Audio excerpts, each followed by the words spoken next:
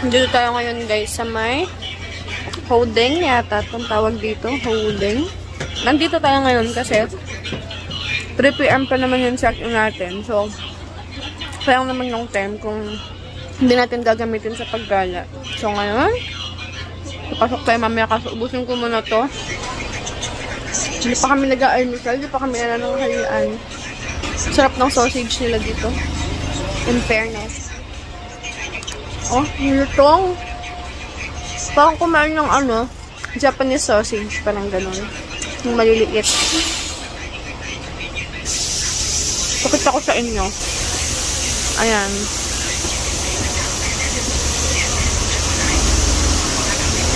Parang dito tayo ulit sa nice to see you. Papasok tayo dun mamaya. Saan pumapasok yung Hyundai na truck.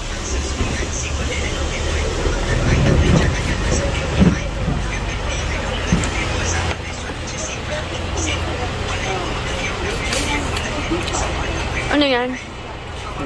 Ay, sarap. Milkies. Sana all. Tikman mo to. Sobrang sarap. Promise, parang Japanese sausage. 1 bite lang. Pwede na, parang dito. Ready to eat to eh. Parang na rin naubos ko lang. Ayoko pang sandwich.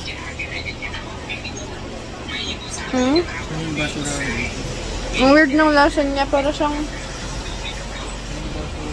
Dahil sobrang lambot niya na, nababad siya nung mayo na may egg na may corn, sweet corn. Tapos nilagyan pa nila ng strawberry jam. Para sa akin, ang weird ng lasa. Tapos may pipino pa siya. So, ito hindi ko siya kayang kainin. Or uwi ko na lang sa sa hotel. Hindi muna tayong pangmalakas ang Milkies na paborito ng aking ex-boyfriend.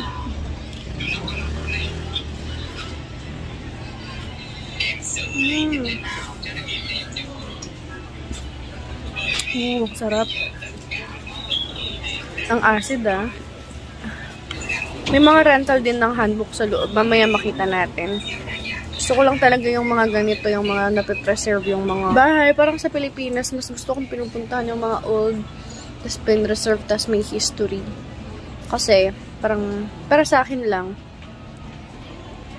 ini-imagine ko kung gaano nakatagal yung bahay na yun at kung gaano karaming tao na yung tumira doon. At kung gaano karaming at kung gaano kahaba ang mga panahong nasaksihan ng bahay na yon. Dumaan ang gera and so on and so forth. Alam mo na. OA lang ako pero mahilig talaga ako sa history kaya ganyan yung sinasabi. Kaya ito talaga, pinilit ko talagang makapunta dito kasi it's just 2 kilometers away from Myeongdong. So, ang lapit-lapit lang. So, nag-bus kami, 2 bus. Hindi ko alam kung anong number yung unang sinakyan natin na bus. 172 yata. We are not sure. Pero makikita nyo naman yan guys sa Naver. Yung kanilang parang Google Map dito or Waze. Dito kasi nagloloko yung Google Map. So, yun talaga yung mas working. Yung Naver app.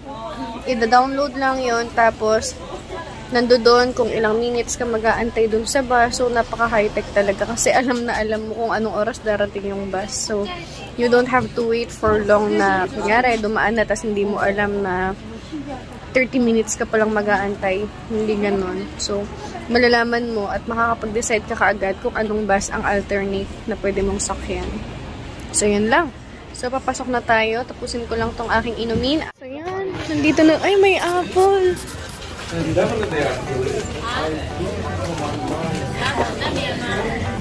Picture daw kami. Wow, meron nga. Ayun.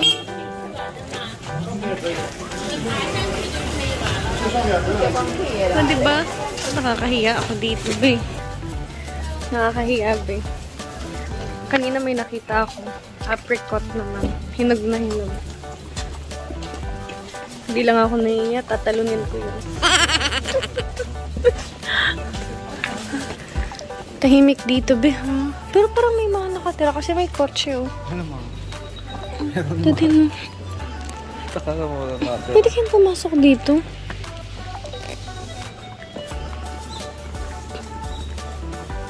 Come and taste bokchon with bokchon makgeolli.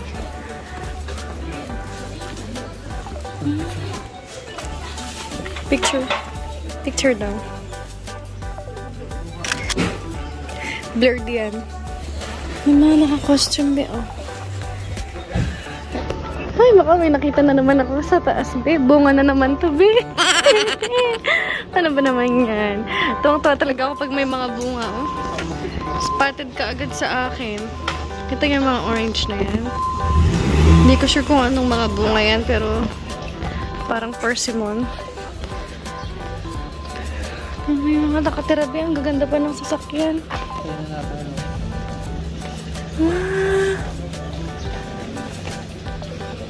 Souvenir shop. Tapos ito na nga ba sinasabi ko eh. Hindi ko alam kung anong prutas to. Pero alam ko prutas yan. Yan o. Oh. Pero nakakapagod ba ha? Wakatong.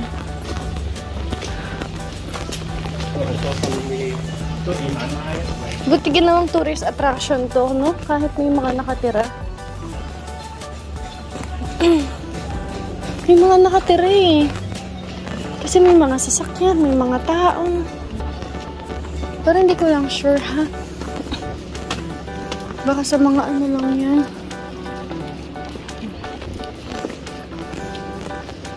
Kapag Galvez. Gusto kong pumasok eh. Oh! Tingnan nga naman yung lakaran. Ay my goodness. Haba ng lakaran nito, be. Puro okay lang naman. Kaso yung puro paano lahat? Paakyat. Yun yung mas nakakapagod. Ang ganda dito. Picture lang ako. Wait lang. Ito guys, umabot tayo dito. Ayan na naman. May mga puno na naman. Gusto ko yun. Parang gusto ko pitasin, be. Yung mga bunga, oh. Hindi nila kinakain dito. Oh, hindi naman siya lason, eh. Ano? Saan na ba? Yan, hindi naman siya lason. Ano ba?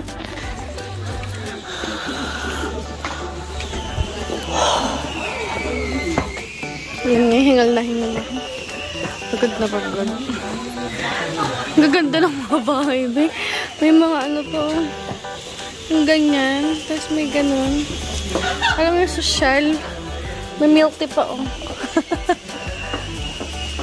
May nakatira, be. Gaganda ng mga bahay.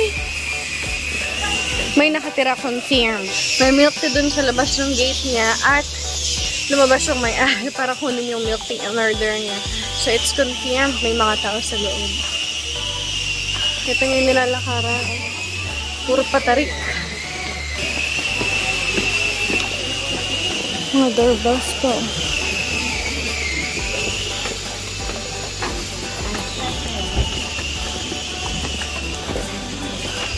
Tapos may mga CCTV rin yung mga bahay. Be, oh. Oh. So, yung mga ano to.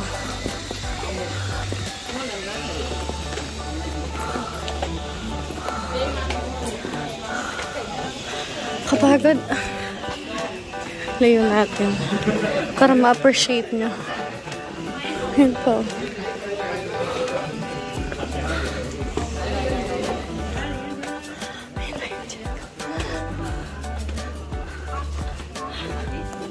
Ano sabi mo, mahal? Walang poste. Siguro dito pa rin. Baka nga.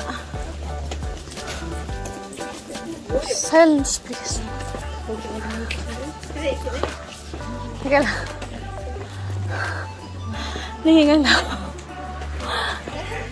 So yung makita. Yan na. Yan na kalayo. Nilakad ko. Gusto ko pumasok sa mga bahay sa loob. Kasi hindi pwede. Ganyan, no? May parcel.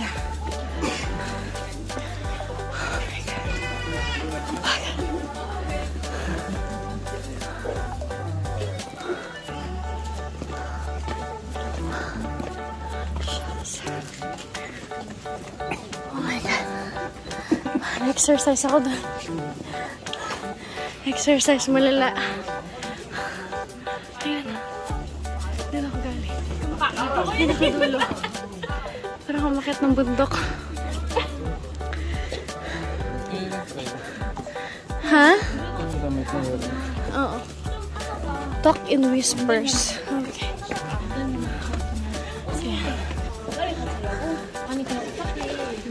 Meron pa sa taas, oh.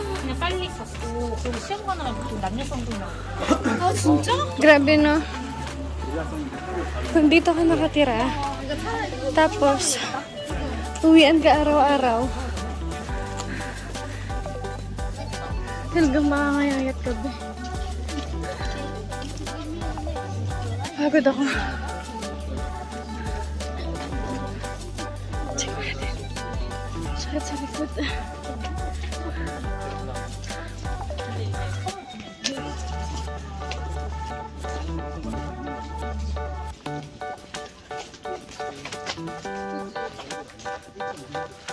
Tsura ko.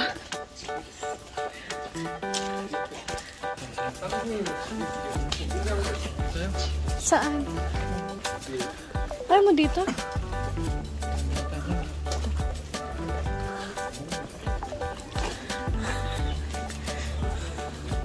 Bakit may ganyan? Ano yan? Parang meron pang taas. Parang temple. Ito may bahay na bukas. Pero walang tao. Curious ako anong itsura ng mga nasa loob. Doon nakikita naman natin yung sa ano. Yung sa mga K-dramas. Daming turista be. Baba namin. Ang asawa ko wala pang picture. Picturean ko. Mahal picturean kita. Okay guys, pauwi na, pabalik na ng hotel kasi nakita ko na naman itong mga halaman na ito. Oh, may mga bunga talaga, nakakagigil. So nandito na, pauwi na tayo. Punta na kaming hotel kasi mag-aalas 2 na yata. So pwede na siguro kaming bumalik yan. At least meron tayong napuntahan na isang tourist attraction ngayon. And I'm so happy. Alauna pa lang. Pwede na rin.